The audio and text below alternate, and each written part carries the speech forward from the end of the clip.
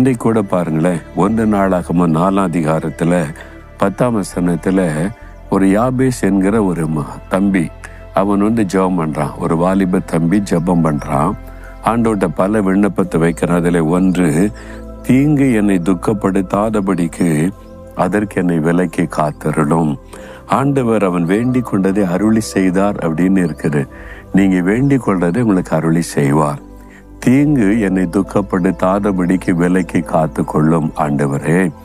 நம்முடைய வாழ்க்கையில பாருங்களேன், அனுதினமும் நம்ம துக்கப்படுத்துகிற காரியத்தை செய்வதில் நம்முடைய எதிராளியாகிய பிசாசு கவனமா இருக்கிறான். எப்படியாவது உங்களை துக்கப்படுத்தணும். ஆண்டவர் எப்படியாவது உங்களை சந்தோஷமா வைக்கணும்னு விரும்புகிறார். என் பிள்ளைங்க சந்தோஷமா இருக்கணும்னு. சாத்தான் ஆப்போசிட்டா நினைக்கிறவன், அவங்களை துக்கப்படுத்தணும், எப்படியாவது துக்கப்படுத்தணும், குடும்பத்துல பிரச்சனை உண்டாக்கணும், வியாதியை கொண்டு வரணும், நஷ்டத்தை உண்டாக்கணும், இழப்பை உண்டாக்கணும், பொல்லாத மனிதர்களை வச்சு காயப்படுத்தணும், உங்களை துக்கப்படுத்தணும்னு அவன் ரொம்ப தீவிரமா இருக்கிறான்.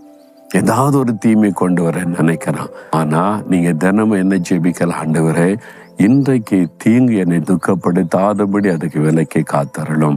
நீங்க ஜெபிச்சுட்டா சாத்தான் தீங்கு கொண்டு வரவே முடியாது. உங்களுடைய ஜெபம் உங்களை வேலி அடைத்து பாதுகாக்கும். அதனாலதான் ஆண்டவர் ஜெபிக்க சொல்லுகிறார். அவன் வேண்டிக் கொண்டதை கர்த்தர் அருளி செய்தார். அப்ப நீங்க வேண்டிக் கொள்ளுகிறதை கட்டாயம் அருளி செய்வார். நீங்க ஆண்டவர்கிட்ட சொல்லுங்க, ஆண்டவரே எந்த தீங்கும் என்னை, என் குடும்பத்தில் இருக்கிற யாரையும் துக்கப்படுத்தாதபடி எங்களை காத்து கொள்ளும். நீங்க உண்மையா வேண்டிக் கொண்டீங்கன்னா ஆண்டவர் காத்து கொள்ளுவார். அனுதினமும் நம்ம ஜெபிக்க வேண்டிய சில ஜெபங்கள்லாம் இருக்குது. அதை மொத்தமா பார்த்தா நம்ம கலைஞரும். அப்பப்போ ஆண்டு சொல்லி கொடுக்கிறார்ல, உமக்கு பிரியமானதை செய்ய என்ன நடத்தும். ஆண்டவர் உமக்கு பிரியமானதை செய்யணும். உங்களுடைய வார்த்தைக்கு எப்பவும் நான் கீழ்ப்படியணும். உங்களை எப்பவுமே நான் சந்தோஷப்படுத்துகிறபடி ஒரு வாழ்க்கை வாழணும்.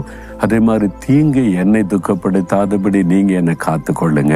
சரியான வழியில நடக்க எனக்கு உதவி செய்யுங்க.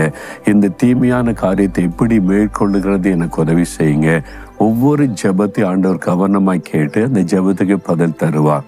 அதுல ஒரு ஜெபந்தான், ஆண்டவரை தீங்கு என்னை துக்கப்படுத்தாதபடி விலக்கி காத்து கொள்ளும். இன்னைக்கு ஏதோ ஒரு காரியம் உங்களுடைய மனதை பாதிச்சிருக்குது, உள்ளத்துக்குள்ள ஒரு துக்கத்தை கொடுக்குது. அது ஒரு தீங்கான காரியம். வேலையில, பிசினஸ்ல, ஊழியத்துல, குடும்பத்துல ஏதோ ஒரு காரியம். நீங்க பயப்படாதங்க.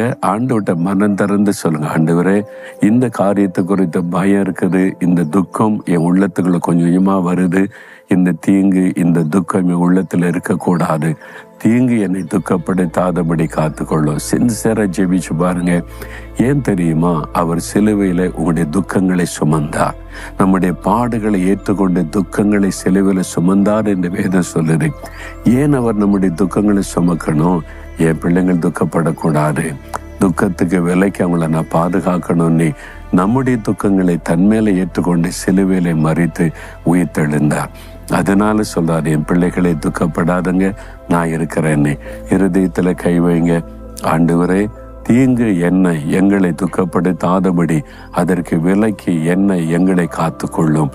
இயேசு கிறிஸ்துவின் நாமத்தில் ஆமேன், ஆமேன்.